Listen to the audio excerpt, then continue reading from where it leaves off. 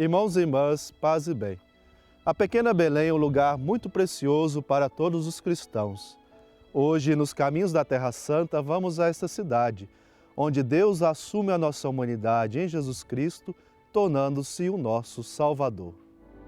Do alto da fortaleza régia, construída por Herodes no topo da colina artificial de Oerotion, contempla-se a paisagem de uma terra única. Lá onde reis, profetas, juízes e gerações do povo de Israel caminharam, lá onde o nascimento de uma criança numa noite de 2000 anos atrás foi o que mudou para sempre a sorte da humanidade, cumprindo as antigas profecias e iniciando um novo rumo da história. Mas tu, Belém de Éfrata, tão pequena entre as principais cidades de Judá, é de ti que sairá para mim aquele que há de governar Israel para sempre. Aproximadamente a 10 quilômetros de Jerusalém, Belém, do hebraico Bet-Lehem, que significa casa do pão, chamada também Éfrata, a frutífera, do nome da tribo que lá se estabelecera, e ainda Belém de Judá, para distingui-la de uma outra Belém da Galileia, é para o Novo Testamento o lugar do nascimento de Jesus, berço do mistério do amor sem tempo. José era da família e descendência de Davi. Subiu da cidade de Nazaré até a cidade de Davi, chamada Belém. Enquanto estavam em Belém, se completaram os dias para o parto. E Maria deu à luz o seu filho primogênito. Ela o enfaixou e o colocou na manjedoura, pois não havia lugar para eles dentro da casa. Em seu conto sobre a Natividade, o evangelista Lucas narra que o menino foi deitado numa manjedoura. Mateus, ao contrário, fala de uma casa em que os reis magos entraram e, tendo-o encontrado, o adoraram. Provavelmente esses termos indicam a mesma realidade, uma realidade onde existem muitas cavernas naturais utilizadas. De algum modo, eram juntas, unificadas, as habitações propriamente ditas. Em geral, ocupava-se uma gruta natural em que normalmente ficavam os animais, adaptada, portanto, com manjedoura e todas as coisas que serviam para eles. E a essa caverna juntava-se um puxado em alvenaria para a família. Naturalmente, como Maria devia dar à luz, não podia ficar na sala comum, e então retiraram-se para a gruta e deitaram Jesus na manjedoura. Bem cedo, os cristãos da região veneraram e indicaram uma gruta em particular como sendo aquela que acolhera o nascimento do Salvador. Em vão, no segundo século, o imperador romano Adriano, convertendo o lugar ao culto pagão, tentara apagar esta lembrança.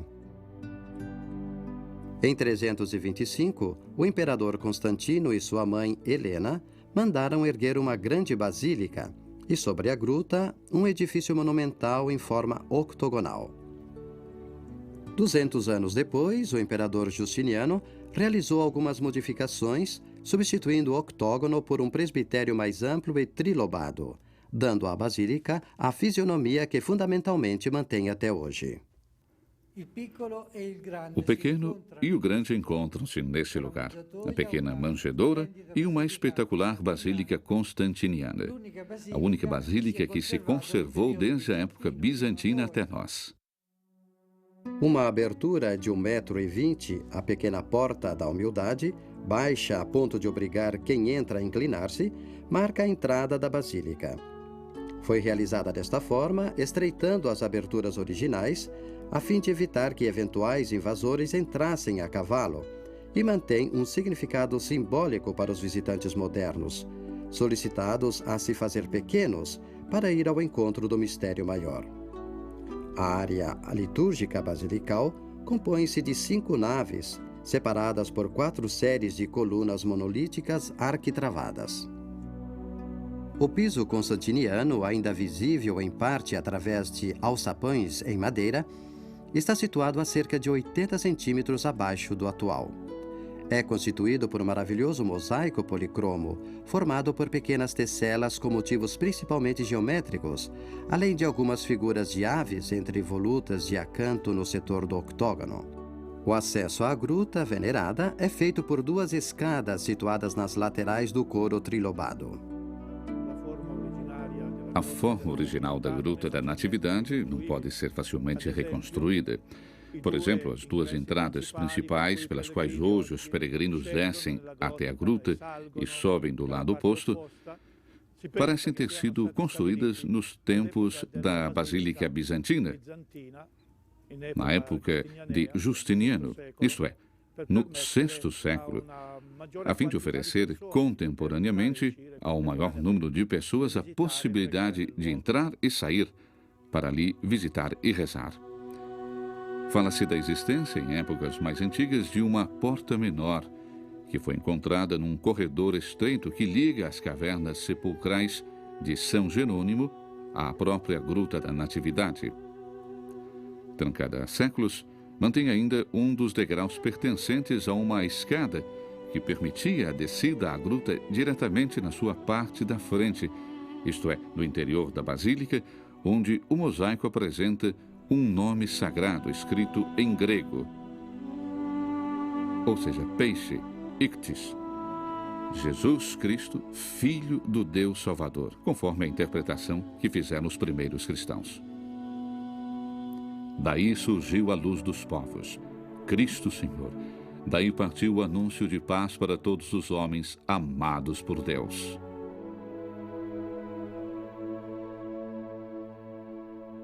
Hic de Vergine Maria, Jesus Christus natus est. Aqui, da Virgem Maria, nasceu Jesus Cristo. Lembra a estrela de prata de 14 pontas.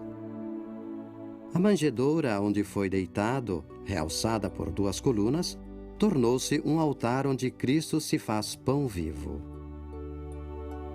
Os cruzados enriqueceram a basílica com requintadas obras de arte, realizadas em acordo entre as igrejas latina e grega, das quais restam ainda alguns no presbitério, na nave maior, no fuste das colunas. Desde 1347, os franciscanos sucederam aos agostinianos nos ofícios da basílica. O culto nos lugares do Natal do Senhor remonta à primeiríssima comunidade cristã.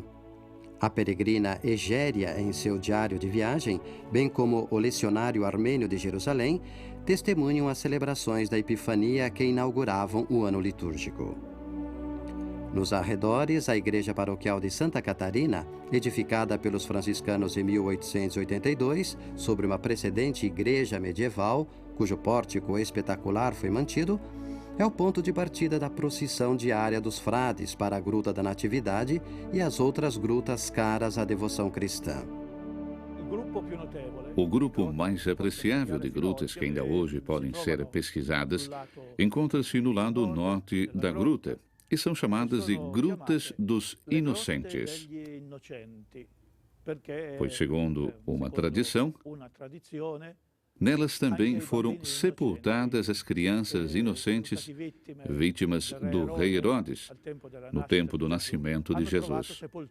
Talvez esse elemento da tradição não seja tão firmemente fundado na história. Porém, a arqueologia tem realmente mostrado que nessas cavernas há muitíssimas sepulturas.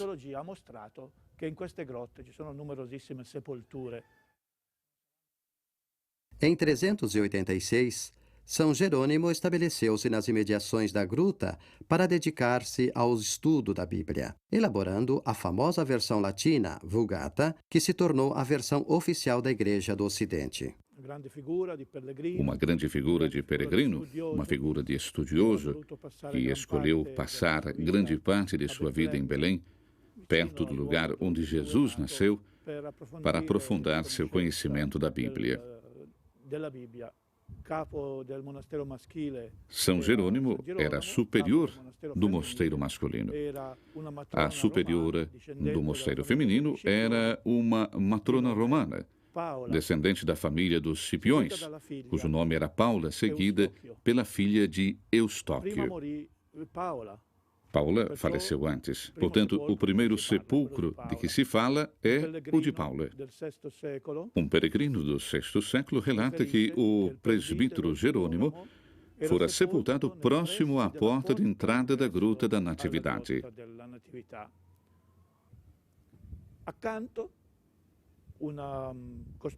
Ao lado, uma pequena construção em estilo medieval, chamada de Cela de São Jerônimo. Segundo a tradição, nessa cela, Jerônimo teria traduzido a Bíblia inteira, do hebraico para o latim. Debaixo da abóbada da concha central e atrás da Gruta da Natividade, encontra-se um local singular da época bizantina, com as paredes repletas de antigos grafites devocionais. No centro está posicionada uma pia com o seu canal em barro para fornecimento de água, ligada a uma imagem comum na iconografia oriental do Natal. A parteira Maria Salomé, que dá banho no menino Jesus recém-nascido. Arculfo, peregrino na Terra Santa, no VII século, relata que os fiéis aí mergulhavam com devoção. E o Verbo se fez carne e habitou entre nós, afirma o evangelista São João. Na próxima semana vamos caminhar um pouco mais para conhecer outros lugares da Terra Santa. Até lá!